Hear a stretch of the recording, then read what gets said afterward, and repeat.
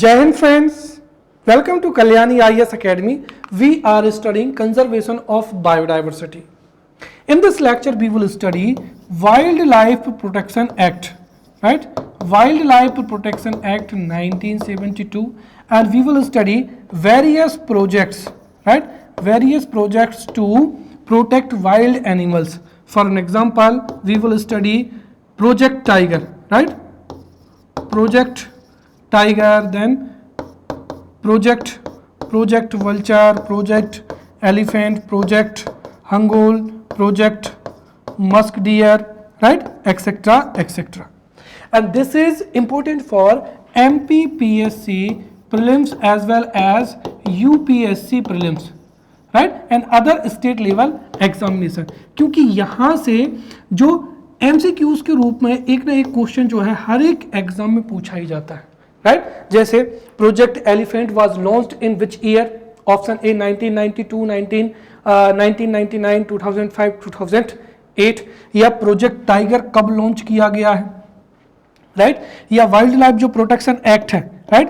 Wild life protection act से दो question, right, या तो two questions have been asked, right, back to back in MPPSC prelims examination from Wildlife Protection Act 1972, right? जो MPPSC prelims 2020 में जो है schedule 6, right, schedule 6, तो schedule 6 of wild life protection act 1972 से जो है क्वेश्चंस पूछा गया था, राइट, जिसमें ऐसे प्लांट्स होते हैं जिनको रेयर करना, राइट, जिनका प्रोडक्शन करना, स्टोर करना प्रोहिबिट होता है, तो ये शेड्यूल 6 पूछी गई है, राइट? यूपीएससी में कई बार शेड्यूल 1 से शेड्यूल 5 से जो वर्मिन्स है, राइट, वर्मिन, ये भी UPSC as well as MPPSC prelims में पूछा ही जा चुका है.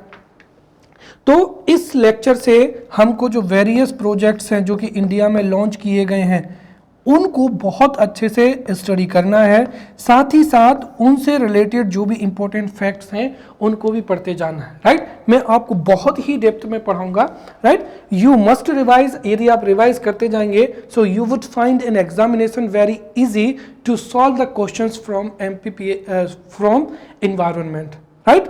सो now start the lecture and understand what is biodiversity for revision, right? So what is biodiversity? The variabilities among plants, animals and microorganisms in a natural region is known as biodiversity, right? And according to Earth Summit 1992, biodiversity is the variation among living organisms from different sources including terrestrial, marine and desert ecosystems and ecological complexes of which they are a part. Biodiversity को conserve करने के लिए जो earth summit 1992 थी, right, it was announced और it was declared to be celebrated as world biodiversity day on every 22nd May, and E.O. Wilson is the father of biodiversity. Now conservation of the biodiversity, इसको भी मैंने आपको previous lecture में बहुत अच्छे से explain किया था, राइट? और यहाँ पर मैं आपको शॉर्ट में बताना चाहूँगा कि देखिए बायोडाइवर्सिटी को कंजर्व करना बहुत ही ज़रूरी है, right? You know the importance, you know the environmental importance and economic importance of biodiversity, and you agree with me that biodiversity must be protected, must be conserved. But what is the reason for the loss of biodiversity? और उनको कैसे जो है overcome किया जा सकता है? तो उसके लिए मैं अगर आपको बताना चाहूँ तो उसमें सिंपली क्या हो जाएगा कि एक तरीके से एक तरफ हो जाएगा इकोनॉमिक डेवलपमेंट और दूसरी तरफ क्या हो जाएगा biodiversity. If we have to improve the biodiversity, then definitely उससे इकोनॉमिक डेवलपमेंट क्या होगा, रेस्ट्रिक्ट होगा. फॉर एन एग्जाम्पल, अगर इंडिया में जितना भी फॉरेस्ट एरिया पाया जाता है उसको हम प्रोटेक्टेड लैंड में या रिजर्व फॉरेस्ट के रूप में अनाउंस कर दें तो उस पेरीफेरी में जो विलेजेस हैं, जो पीपल वहाँ पर रेसाइड करते हैं, उनका डेवलपमेंट रुक जाएगा. साथ ही साथ, right, we want to have modern dams, modern national highways, right, modern factories, right? और इस वजह से हम जो हमारी जो पॉपुलेशन है उसकी जो डिमांड्स है उसको फुलफिल नहीं कर पाएंगे. right? And if we go to the economic development plan, right, and to meet the demands of our population, right, हम जो है नेशनल हाईवे को कंस्ट्रक्ट करते हैं, राइट, कैनाल्स को कंस्ट्रक्ट करते हैं, साथ ही साथ जो फॉरेस्ट एरिया है वहाँ पर इंडस्ट्रीज को सेटअप होने देते हैं, फॉरेस्ट एरिया में ह्यूमन सेटलमेंट को अलाउ करते हैं, राइट, साथ ही साथ जो फॉरेस्ट एरियाज की पेरीफेरीज हैं वहाँ की जो लैंड है उसको एग्रीकल्चरल लैंड के रूप में जो है अलाउड कर देते हैं, तो डेफिनेटली इससे बायोडाइवर्सिटी को क्या होगा, लॉस होगा। और हमें कोई ऐसा जो है बीच का रास्ता निकालना पड़ेगा सो दैट हमारा जो इकोनॉमिक ऑब्जेक्टिव है as well as the development objectives है वो भी फुलफिल हो जाए एंड बायोडाइवर्सिटी का लॉस ना हो, राइट। उसके लिए जो है हम इस तरीके के इनिशिएटिव्स को इस तरीके के इनिशिएटिव्स को इम्प्लीमेंट करेंगे कि हमारी जो डिमांड्स है वो भी फुलफिल हो जाए और जो इकोनॉमिक बेनिफिट है उसके लिए बायोडाइवर्सिटी का लॉस भी ना हो, और उसी को क्या कहा जाता है, कंजर्वेशन ऑफ बायोडाइवर्सिटी कहा जाता है, जिसमें जो बायोडाइवर्सिटी है उसका क्या किया जाता है, प्लान्ड मैनेजमेंट किया जाता है। तो conservation is the planned management of natural resources और biodiversity so that natural balance and biodiversity can be maintained. और in other words biodiversity conservation refers to the protection, upliftment and management of biodiversity in order to drive sustainable benefits for present as well as future generations. Previous lecture में हमने जो conservation के objectives थे वो भी देखे थे। तो conservation के क्या क्या objective है, to preserve the diversity of species, second sustainable utilization of species and ecosystem, and third which is the most important objective is to maintain life supporting system and essential ecological processes, right? Now let's study the most important which is Wildlife Protection Act 1972, right और जहां से MPPSC चाहे UPSC हो, right, prelims में यहां से एक ना एक क्वेश्चन एमसीक्यूज के रूप में जो है पूछा ही जाता है, राइट। सबसे पहली चीज तो ये है कि जो वाइल्ड लाइफ प्रोटेक्शन एक्ट है वो 1972 में इंडिया में इंप्लीमेंट किया गया है, और इसके अगर हम देखें तो इसके दो मेन ऑब्जेक्टिव्स हैं जिससे वाइल्ड लाइफ को प्रोटेक्ट किया जाता है। मैं दोनों बताना चाहूंगा। देखिए सबसे पहली चीज तो यह है कि जो जितने भी यहां पर क्या हो जाएगा, hunting as well as poaching के लिए क्या करना, पनिश करना, एंड सेकंड क्या हो जाएगा यहां पर नेशनल पार्क एंड क्या हो जाएगा, सेंचुरीज हो जाएगा। अब कैसे वो समझिए।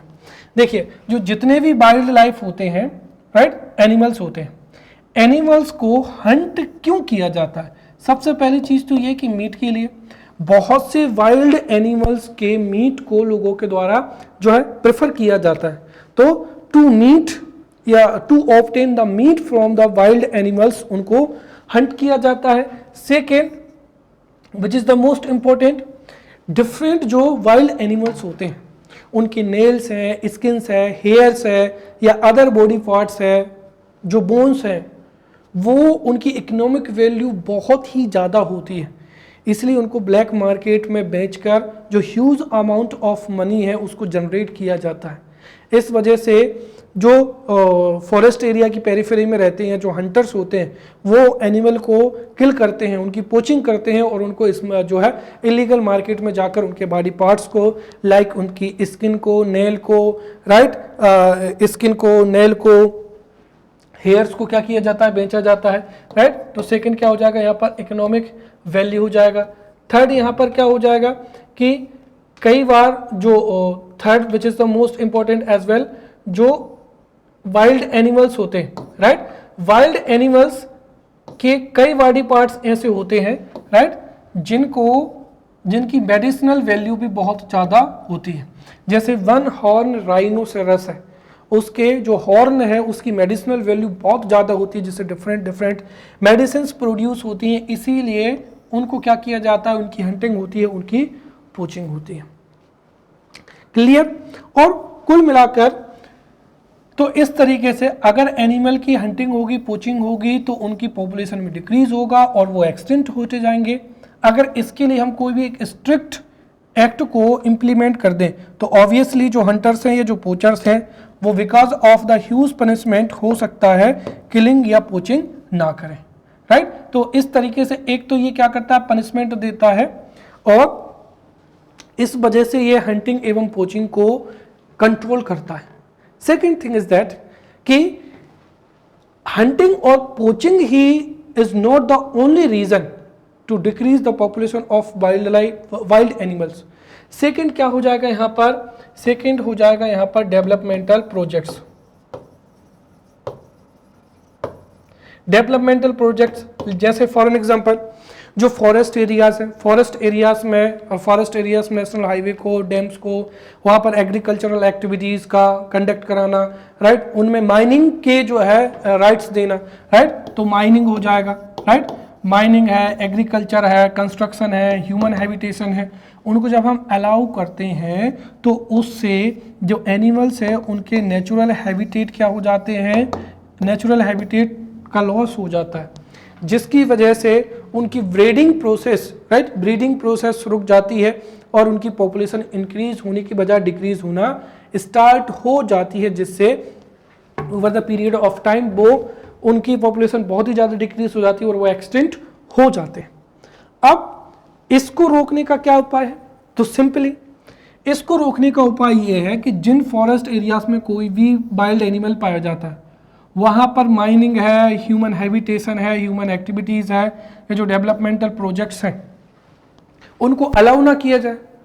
और हाउ इज दिस पॉसिबल, तो this is possible through national park और सेंचुरीज, राइट। तो 1972 एक्ट के द्वारा ही किसी भी पर्टिकुलर फॉरेस्ट एरिया को नेशनल पार्क या सेंचुरी के रूप में जब अनाउंस कर दिया जाता है तो ओवरऑल वहाँ की सिक्योरिटी बहुत इंप्रूव हो जाती है। और प्रीवियस लेक्चर में हमने सेंचुरी को और नेशनल पार्क को बहुत ही अच्छे से पढ़ा ही था, राइट। तो इस वजह से जो वाइल्ड लाइफ प्रोटेक्शन एक्ट है, this plays an important role in the conservation as well as protection of wild animals, right.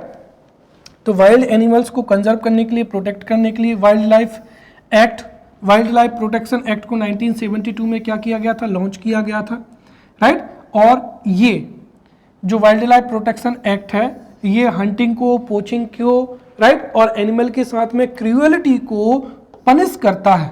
और इसमें कितनी शेड्यूल है, तो सबसे पहली चीज तो यही याद रखना, there are 6 schedules in wild life protection act 1972। तो वाइल्ड लाइफ प्रोटेक्शन एक्ट 1972 में कितनी शेड्यूल्स हैं, 6 शेड्यूल्स हैं, जिसमें से शेड्यूल फर्स्ट में जो क्रिटिकली एंडेंजर्ड हैं उन स्पेसीज को रखा जाता है।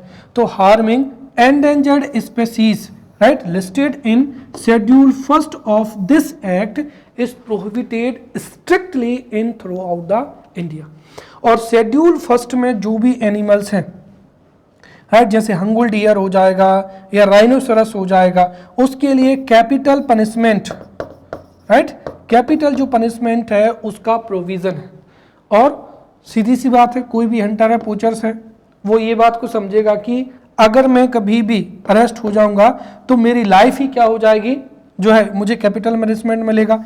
तो capital punishment is the highest degree of deterrence, right. तो शेड्यूल फर्स्ट के जितने भी एनिमल्स हैं, शेड्यूल फर्स्ट में जो एनिमल्स होते हैं उनकी हंटिंग, पोचिंग के लिए हाईएस्ट जो है पनिशमेंट दिया जाता है। एटलीस्ट जैसे कुछ जो एनिमल्स हैं उनके लिए तो जो है कैपिटल पनिशमेंट भी दिया जाता है, जो कि हंटर्स एवं पोचर्स के लिए हाईएस्ट डिटरेंस है। इस वजह से जो पोचिंग है और किलिंग है वो कम होती है, राइट। वहीं पर अगर हम बात करते हैं schedule second, third and fourth, अगर आप देखेंगे तो शेड्यूल सेकेंड में भी उन एनिमल्स को लिस्ट किया जाता है जिनकी हंटिंग एवं पोचिंग पर भी जो है हाईएस्ट डिग्री ऑफ पनिशमेंट है। वहीं सेकेंड जो list, right, schedule third and schedule fourth में ऐसे एनिमल्स हैं जिनको, जो कि लिस्ट 3 अटेंड है या जो नंबर ऑफ जिनके नंबर्स या पॉपुलेशन बहुत ही ज़्यादा है, राइट, अगर उनको कोई हंट करता है तो उसको जो है मॉडरेट पनिशमेंट दिया जाता है, राइट। उसको भी पनिशमेंट दिया जाता है 6-7 ईयर्स का, या अलग अलग प्रोविजंस हैं। अब इसकी मोस्ट इंपॉर्टेंट जो शेड्यूल्स हैं वो 5th भी है, 6th भी है और 1st है। फर्स्ट में तो आप ये याद रखना कि इसके एनिमल्स को हंट और पोच करने पर कैपिटल पनिशमेंट तक मिल सकता है। शेड्यूल 5 में है वर्मिन। क्या है? वर्मिन है। अब वर्मिन क्या होते हैं? देखिए, कुछ वाइल्ड एनिमल्स ऐसे होते हैं जो कि ह्यूमन एक्टिविटीज पर नेगेटिव इम्पैक्ट डालते हैं। For example crows, foxes, right, mosquitoes as well as the crows, mosquitoes, right, rats, जो कि एग्रीकल्चर पर या हेल्थ पर नेगेटिव इम्पैक्ट डालते हैं। तो वर्मिन उन एनिमल्स को कहा जाता है जो कि ह्यूमन एक्टिविटीज पर नेगेटिव इम्पैक्ट डालते हैं, और उनको किल करना थ्रू आउट इंडिया में जो है अलाउ किया जाता है, राइट। तो यहां पर शेड्यूल 5th मोस्ट इंपॉर्टेंट, सबसे पहली चीज तो ये कि शेड्यूल 5th में जो एनिमल्स रखे जाते हैं उनको क्या कहा जाता है? वर्मिन कहा जाता है, राइट। तो the animals which are listed in schedule 5th are known as vermin. And vermin जो है वो ह्यूमन एक्टिविटीज के लिए हार्मफुल होते हैं, इसीलिए इनको हंट किया जा सकता है। नेक्स्ट, यहां पर ये पीपीटी में नहीं लिखा लेकिन मैं आपको बता दे रहा हूं, शेड्यूल जो 6th है, राइट, शेड्यूल 6th में ऐसे प्लांट्स को रखा गया है। किसको रखा गया है? प्लांट्स को। शेड्यूल 6 में ऐसे प्लांट्स को रखा गया है which has, right, which have negative impact on environment, इसीलिए इनको रेयर करना, राइट, प्रोड्यूस करना, स्टोर करना क्या माना गया है?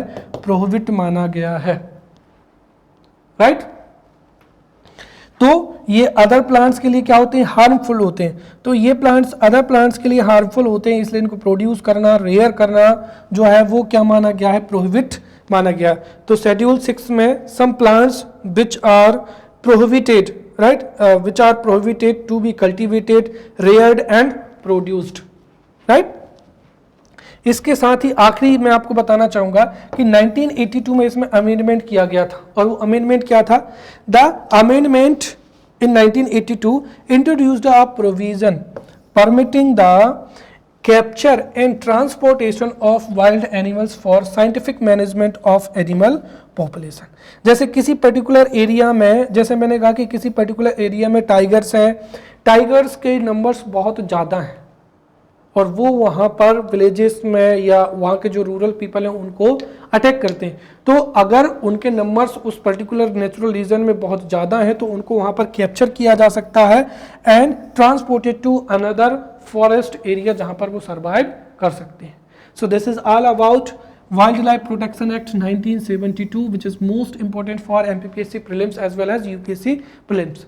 नाउ टाइगर रिजर्व्स, इससे भी बहुत क्वेश्चन पूछे जा सकते हैं। Now the first question is, why is Project Tiger, right? So there are simply 3 reasons. The first is tiger is our national animal, right? और अगर ये हमारा नेशनल एनिमल है तो ये हमारा जो है एक तरीके से नेशनल रिस्पेक्ट है। नेशनल रिस्पेक्ट की बात हो जाती है कि अगर हम हमारे नेशनल एनिमल को ही प्रोटेक्ट नहीं कर पाएंगे तो फिर जो दूसरे एनिमल्स हैं उनका प्रोटेक्शन तो आप भूल ही जाओ, राइट। सेकंड क्या है कि ये लविंग एनिमल भी है, right. People go to zoo और national parks, right, to visit the tiger. And third क्या हो जाएगा यहाँ पर कि ये एक अम्ब्रेला, राइट, या क्या हो जाएगा? फ्लैगशिप स्पेसीज है। अब मैंने बताया था कि जो टाइगर्स हैं वो वास्ट ज्योग्राफिकल एरिया में अकर होते हैं, और अगर हम टाइगर को प्रोटेक्ट कर देंगे तो वो पूरा का पूरा इकोसिस्टम क्या हो जाएगा? प्रोटेक्ट हो जाएगा, और जो अदर एनिमल्स है वो भी क्या हो जाएंगे? प्रोटेक्ट हो जाएंगे, राइट। तो इसीलिए अगर हम देखें तो ये एक अम्ब्रेला एंड फ्लैगशिप स्पीसीज है, लविंग एनिमल है, साथ ही साथ this is our national animal. Therefore tiger को प्रोटेक्ट करने के लिए project tiger was launched in India in 1973 on 1 April. तो डेट याद रखें, project tiger was launched in 1973 on April 1st, and this is centrally sponsored scheme, right? So this is centrally sponsored scheme of the Ministry of Environment and Forest, right? तो tiger project 1973 में 1 April को launch हुआ है. This is centrally sponsored scheme of the ministry of environment and forest, right. Third most important, इसका administration किसके द्वारा किया जाता है? तो project tiger is administered by the national tiger conservation authority, right, NTCA. ये अगेन MCQ में पूछा जा सकता है. तो it is administered by national tiger conservation authority, right. साथ ही साथ जो पोचर्स हैं उनको कम्बेट करने के लिए, उनसे कम्बेट करने के लिए टाइगर प्रोटेक्शन फोर्स भी स्टैब्लिश किए गई है. तो government has set up tiger protection force to combat poachers, right. साथ ही साथ जो प्रोजेक्ट टाइगर के तहत जो फंड्स रिलीज किए जाते हैं उनसे विलेजेस को रीलोकेट किया जाता है. क्यों? क्योंकि किसी भी पर्टिकुलर एरिया में जब टाइगर अटैक करता है तो टाइगर के अटैक करने की वजह से कई बार वहाँ के जो वाइल्ड जो पेट एनिमल्स होते हैं या ह्यूमंस होते हैं उनकी डेथ हो जाती है. इस वजह से अगर किसी नेचुरल फॉरेस्ट एरिया में कोई भी टाइगर है, टाइगर या लॉयन जो है होता है, तो वहाँ से विलेजर्स को रिलोकेट किया जाता है. तो उसके लिए जो फंड्स हैं वो क्या किए जाते हैं? स्पेंड किए जाते हैं. और इस तरीके से इंडिया में डिफरेंट जो टाइगर रिजर्व्स हैं उनमें क्या किया जाता है? टाइगर को प्रोटेक्ट किया जाता है.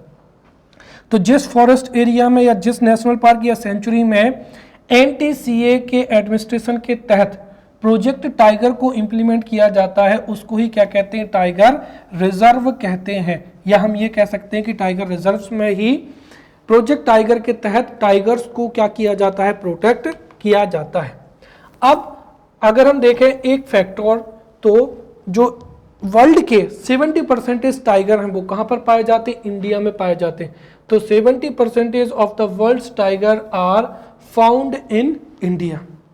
And the father of project tiger is Kailash Sankhala, जिनको टाइगर मैन ऑफ इंडिया भी कहा जाता है. और this has been asked in various examination. So tiger man of India is Kailash Sankhala. और the father of tiger project is also Kailash Sankhala, जो कि राजस्थान से बिलोंग करते हैं, right. There are 51 tiger reserves in India in 2020, right. 2020 इसलिए हो सकता है आप 2 साल बाद वीडियो देखें और गवर्नमेंट कोई अनाउंस कर दे तो हो सकता है नंबर इंक्रीज हो जाए. तो till 2020 there are 51 tiger reserves in India. साथ ही साथ इंडिया का first national park that got DNA test of tigers. Tigers कितने हैं उनका DNA जो टेस्ट है वो कहां पर किया गया है? सतपुड़ा नेशनल पार्क मध्य प्रदेश में. तो ये तो MPPSC में पूछा ही जाएगा, right. India first national park that got DNA test of tigers is Satpura national park Madhya Pradesh, right. अब अगर हम और महत्वपूर्ण फैक्ट की बात करते हैं तो इंडिया फर्स्ट टाइगर प्रोजेक्ट कौन सा हो जाएगा? Jim Corbett. तो India first tiger project is Jim Corbett reserve is the first tiger reserve of India in Uttarakhand. Then largest tiger reserve कौन सा हो जाएगा? Nagarjuna Sagar, Andhra Pradesh and Telangana. First Jim Corbett tiger reserve, तो first tiger reserve Jim Corbett tiger reserve. फिर largest tiger reserve Nagarjuna Sagar tiger reserve which is in Andhra Pradesh and Telangana. Then smallest tiger reserve peach tiger reserve जो कि महाराष्ट्र में है. और हाईएस्ट एल्टीट्यूड पर establish जो tiger reserve है वो है नमदफा टाइगर रिजर्व जो कि अरुणाचल प्रदेश में है. अब टाइगर स्टेट का जो स्टेटस है, previously Madhya Pradesh had the status of tiger state, but unfortunately, या हम एक तरीके से कहें कि जब मध्य प्रदेश में टाइगर्स की डेथ हुई और टाइगर्स के नंबर्स कर्नाटका में बढ़ गए, तो before 2019 Karnataka was provided the title of tiger state. But according to 2019 census forest report, again Madhya Pradesh is having highest tigers in India, therefore again the title of tiger state is provided to Madhya Pradesh, right. So now the tiger state of India is Madhya Pradesh with 526 tigers in India, which is the highest number. फिर कर्नाटका में second number में highest tigers है 500 524, then Maharashtra में 312 tigers, right. ये जो PPT है ये repeated है। नेक्स्ट हम पढ़ते हैं यहाँ पर प्रोजेक्ट एलिफेंट। चलिए, तो प्रोजेक्ट एलिफेंट को पढ़ते हैं, but before that I would like to tell you that कि जो एलिफेंट है उनकी जो पॉपुलेशन है वो डिक्रीज क्यों हो रही है। So there are 2 reason, right. First is the ivory. देखिए, जो एलिफेंट है, elephant is hunted mainly due to the illegal trade of ivory, या जिनको ये जो टीथ होते हैं जिनको क्या बोला जाता है, टस्क बोला जाता है। तो एलिफेंट के जो टस्क होते हैं, एलिफेंट के टस्क की मेडिसिनल वैल्यू भी बहुत ज़्यादा है, और इस टस्क की एलिफेंट की जो टस्क हैं इनकी मेडिसिनल वैल्यू भी बहुत ज़्यादा है। साथ ही साथ इनसे ऑर्नामेंट्स बनाए जाते हैं, राइट, और इनकी जो आइवरी है उसका यूज़ ऑर्नामेंट्स में किया जाता है। इसीलिए इन टस्क के लिए जो एलिफेंट्स हैं उनको किल किया जाता है, हंट किया जाता है, या उनकी पोचिंग होती है।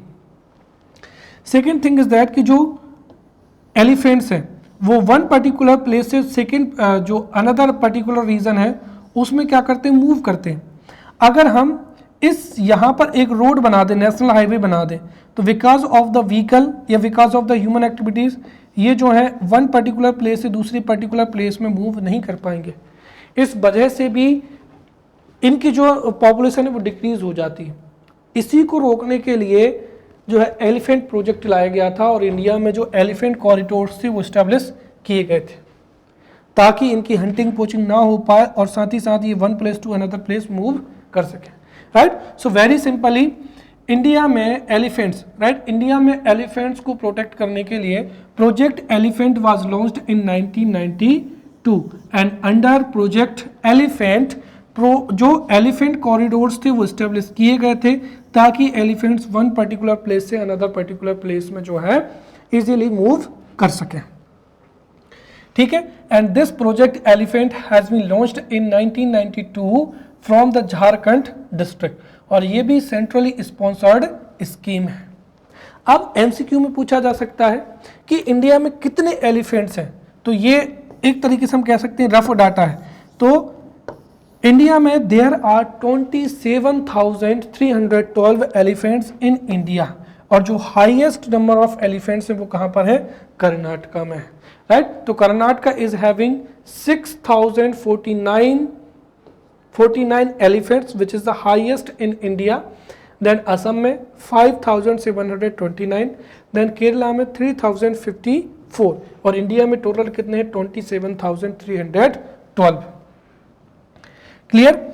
अब यहाँ पर एलिफेंट को प्रोटेक्ट करने के लिए, अवेयर करने के लिए 12 अगस्त को वर्ल्ड एलिफेंट डे मनाया जाता है। कब, 12th August is celebrated as the World Elephant Day in India, right. और government recognise the elephant as heritage animal. किसका स्टेटस दिया है, हेरिटेज एनिमल का जो स्टेटस है वो 2010 में दिया था, राइट। नाउ अगर हम देखें तो जो एलिफेंट रिजर्व है वो कहाँ पर है, बेंगलुरु में है, और जो एलिफेंट की इलीगल किलिंग होती है उसको रोकने के लिए माइक प्रोग्राम चलाया जा रहा है। माइक का मतलब क्या हो जाएगा, मॉनिटरिंग, आई मतलब इलीगल, के किलिंग, ई मतलब एलिफेंट्स, राइट। तो monitoring of illegal killing of elephants programme was launched in 2003, और इससे जो इलीगल किलिंग है उनको मॉनिटर किया जाएगा। आल्सो लोगों को एलिफेंट कंजर्वेशन के लिए अवेयर किया जा सके, right, for awareness for the elephant conservation in India campaign, जिसका नाम क्या है, हाथी मेरे साथी, राइट। तो ध्यान रखना माइक प्रोग्राम, ये 3 डेट है। Elephant project was launched in 1992, right. Then MIKE programme to conserve the elephant was launched in 2003, and awareness programme Haathi Mere Saathi programme was launched in May 2011, जिसका जो लोगो है, लोगो ऑफ हाथी मेरे साथी इज गजू, राइट, गजू। तो ये चारों फैक्ट्स जो है एग्जाम में पूछे सकते हैं। India first elephant hospital is Mathura, is in Mathura Uttar Pradesh, right. Next is vulture. अब सबसे पहली चीज तो एनवायरनमेंट के लिए आपको ये पता होना चाहिए, vulture is the top predator right, top predator. या फिर मैंने बताया था कि प्रोड्यूसर्स अपना फूड को सिंथेसाइज करते हैं, जो प्रोड्यूसर्स को कंज्यूम करते हैं उनको प्राइमरी कंज्यूमर, जो प्राइमरी कंज्यूमर्स को कंज्यूम करते हैं उनको सेकेंडरी कंज्यूमर, और जो सेकेंडरी कंज्यूमर्स को कंज्यूम करते हैं उनको टर्सरी कंज्यूमर कहा जाता है। तो जो वल्चर है, vulture is the top predator and top consumer, right. तो जो वल्चर है वो टॉप प्रेडेटर है एंड टॉप क्या है, कंज्यूमर है। और इंडिया में रूरल एरियाज में जो वल्चर्स थे वो बहुत ज़्यादा पाए जाते थे, बट 2006 में वल्चर्स की जो पॉपुलेशन है वो सडनली डिक्रीज हुई। क्यों, कारण समझिए। इंडिया में एनिमल हस्बेंड्री की जाती है और जो फार्मर्स हैं वो अपने एनिमल्स को डाइक्लोफेनेक देते हैं, राइट। डाइक्लोफेनेक को एक तरीके से पेन किलर के रूप में या अदर ड्रग्स के रूप में जो है दिया जा रहा था। Diclofenac is a veterinary, right, non steroid anti inflammatory drug, NSAID। तो जब फार्मर्स ने जो भी पेट एनिमल हैं, बफेलो है, काऊ है, राइट, गोट्स है, उनको पेन किलर के रूप में डाइक्लोफेनेक दिया, और जब उन एनिमल्स की डेथ हुई और उन एनिमल्स को किसने कंज्यूम किया, वल्चर ने, तो सडनली उस डाइक्लोफेनेक से इनकी जो किडनी है वो क्या हो गई, ऑब्स्ट्रक्ट हो रही थी, और इस वजह से इनकी सडन क्या हुई, डेथ हुई थी, राइट। तो डाइक्लोफेनेक की वजह से किडनी फेलियर हुआ और उसकी वजह से जो वल्चर्स थे उनकी पॉपुलेशन डिक्रीज होना प्रारंभ हुई, right. And because of the sudden death of the vultures in India, right, the vulture conservation programme was launched in 2006, right. साथ ही साथ a program was launched for the conservation of vulture is SAVE। तो जो save programme है वो vulture के conservation से related है। यहाँ पर एस का मतलब क्या हो जाएगा, saving, A Asia's vulture, V vulture, और E from extinction, right.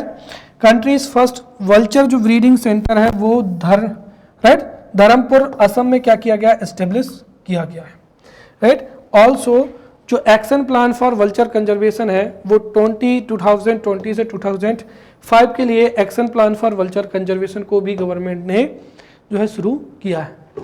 Then rhino conservation project. अब यहाँ पर राइनो को हंट करने का रीजन क्या है, राइनो का जो हॉर्न होता है, ये जो हॉर्न है इसकी मेडिसिनल वैल्यू बहुत ज़्यादा होती है, and for the horn of rhinoceros, right, इसकी क्या की जाती है, हंटिंग या पोचिंग होती है, राइट।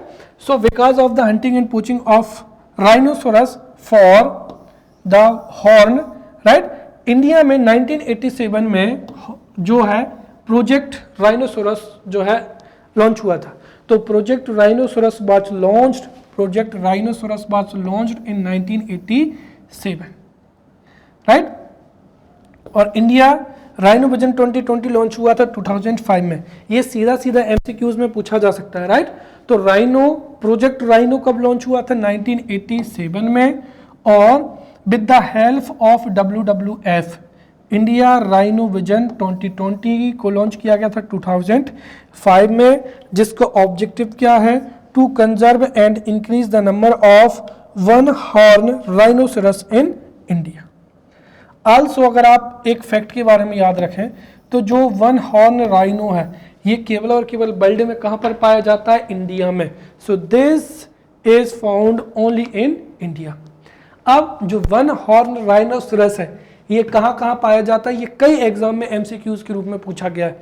तो 3 आप नेशनल पार्क या सेंचुरीज को याद रखें, मानस नेशनल पार्क और sanctuary, Jaldapara sanctuary, right, Kaziranga. तो मानस नेशनल पार्क कहाँ है, असम में है, काजीरंगा नेशनल पार्क कहाँ है, असम में है, राइट, एंड जालदापारा सेंचुरी कहाँ है, वेस्ट बंगाल में है। इन तीनों में ही राइनोसरस क्या होता है, पाया जाता है। नेक्स्ट क्या हो जाएगा यहाँ पर, गंगेस डॉल्फिन, राइट। तो गंगेस डॉल्फिन कंजर्वेशन प्रोजेक्ट।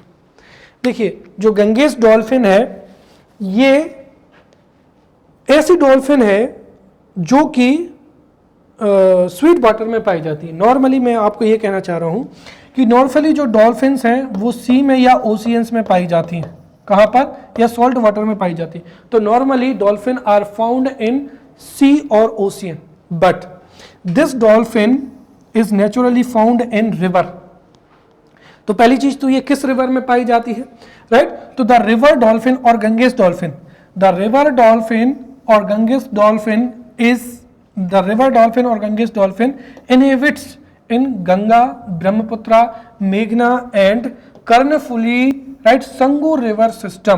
कहाँ कहाँ? Nepal, India and Bangladesh. और मेनली ये इनहिबिट होती है गंगा में, इसलिए इसको गंगेस डॉल्फिन भी कहते हैं। तो this river dolphin inhabits the Ganga, Brahmaputra, मेघना and Karnaphuli Sangu river systems of Nepal, India and Bangladesh. Mainly Ganga में पाई जाती है। This therefore this river dolphin is also known as Ganges dolphin.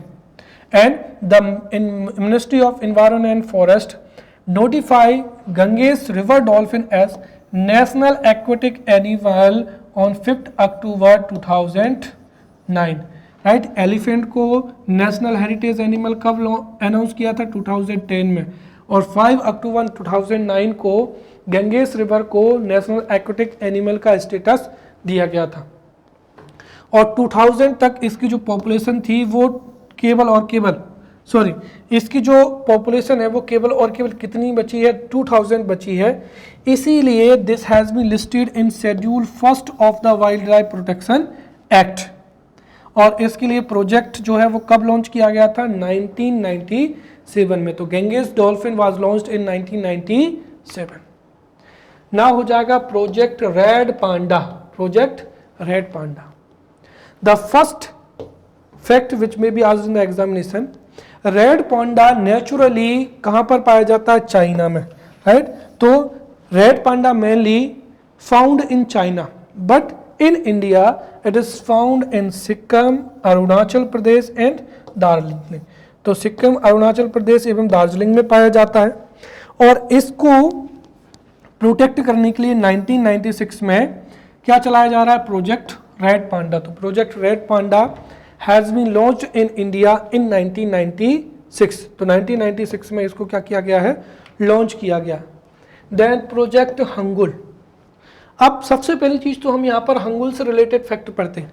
First thing is that Kashmir stag is known as Hangul, right?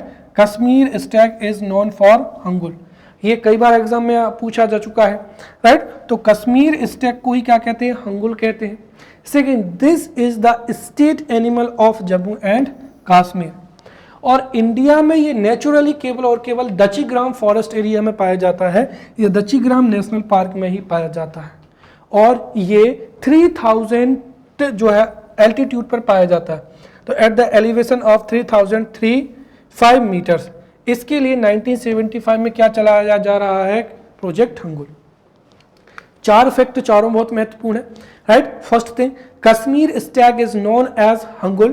This is the state animal of Jammu and Kashmir and it is naturally found in Dachigam national park at the elevation of 3035 metre. And this project has been launched in 1970 in Kashmir valley, right? Next is project Himalayan musk dear. अब ये यहाँ पर Musk क्या होता है?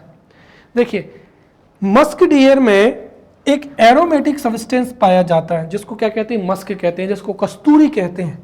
तो Musk is a aromatic substance जिससे fragrance आती है और वो इतनी यूनिक होती है कि ये उसी को सर्च करने के लिए इधर उधर दौड़ता रहता है। बट जो फ्रेग्रेंस है वो इसके गाल ब्लेडर से आती है। तो यहाँ पर दो चीज क्लियर हुई। N aromatic substance that is Musk is found in the gall bladder of its male antelope, और इसी की वजह से इसको पोच किया जाता है। तो एग्जाम में आप याद रखना, मस्क कहाँ पाया जाता है? गाल ब्लेडर में, और वो भी किसमें? केवल और केवल मेल एंटीलोप में। तो an aromatic substance musk is found in the gall bladder of its male antelope and due to which it is poached. और इसको लॉन्च कब किया गया था? तो this project Himalayan musk deer was launched in 1981 from Kedarnath sanctuary in Uttarakhand. अब कुछ books में ये जो जानकारी है 1974 की बनती है, इसलिए मैंने इसको ब्रैकेट डाल दिया, right? According to my information, right, this project had been launched in 1981 in Kedarnath sanctuary in Uttarakhand, but कुछ रेफरेंसेज में 1974 भी मिलता है। So if 1981 is not the option, then tick 1974। Clear. अब जो वाइल्ड लाइफ कंजर्वेशन इंस्टीट्यूट हैं उनको हम समझते हैं। तो various institute related to wild life conservation, the first is, जो कि एग्जाम में पूछा ही जाएगा, नेशनल एनवायरनमेंट रिसर्च इंस्टीट्यूट। तो ये कहाँ पर है? नागपुर है। एमसीक्यू के लिए आप याद रखें। तो नेशनल एनवायरनमेंट रिसर्च इंस्टीट्यूट कहाँ पर है? नागपुर में है। सेकेंड, इंडियन एनिमल वेलफेयर, तो इंडियन एनिमल वेलफेयर बोर्ड कहाँ पर है? चेन्नई में। तो environment research institute Nagpur, animal welfare board Chennai में, wildlife crime control bureau new Delhi में, botanical survey of India Kolkata में, zoological survey of India institute Kolkata में, then Indian institute of forest management, right, forest management Bhopal में, Indian institute of forest survey या Indian forest survey institute Dehradun में, Indian wildlife research institute Dehradun में, central world research institute Izzatnagar Uttar Pradesh में, and national wild life protection board, right, was established by the Wildlife Protection Act 1972, right. Now different facts which are most important for MCQs, right. तो fact at a glance regarding biodiversity. तो पहले चीज, tiger state of India का status किसके पास है? मध्य प्रदेश के पास में।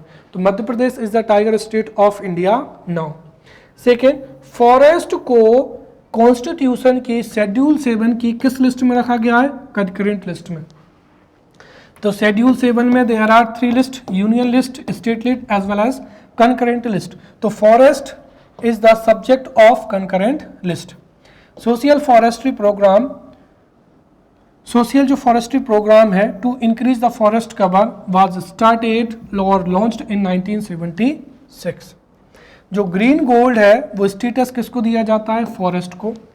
The white substance of elephants teeth is known as ivory, और इसी के लिए एलिफेंट को जो हंट किया जाता है। World's first national park, so the first national park of the world is Yellowstone national park which is in USA. The world's Iceland reserved only for birds, वो क्या हो जाएगा? काउसिन आइसलैंड हो जाएगा।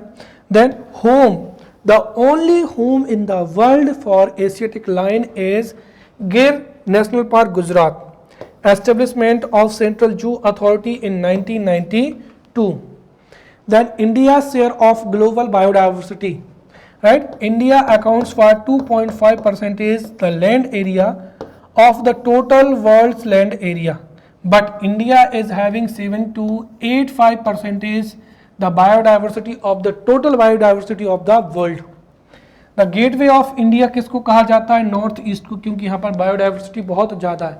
तो gateway of biodiversity is north east states. Then national park without forest where chinkara is found is known as desert national park. Apna Van and Apna Dhan scheme was launched by Himachal Pradesh government. National biodiversity action plan को कब launch किया गया था? 2008 में। Headquarter of national biodiversity authority, तो national biodiversity authority is in Chennai, जिसको 2003 में establish किया गया था under biodiversity act 2002, right. So in this way we have studied the conservation of biodiversity. Now we will meet in upcoming lecture. Till then, thank you.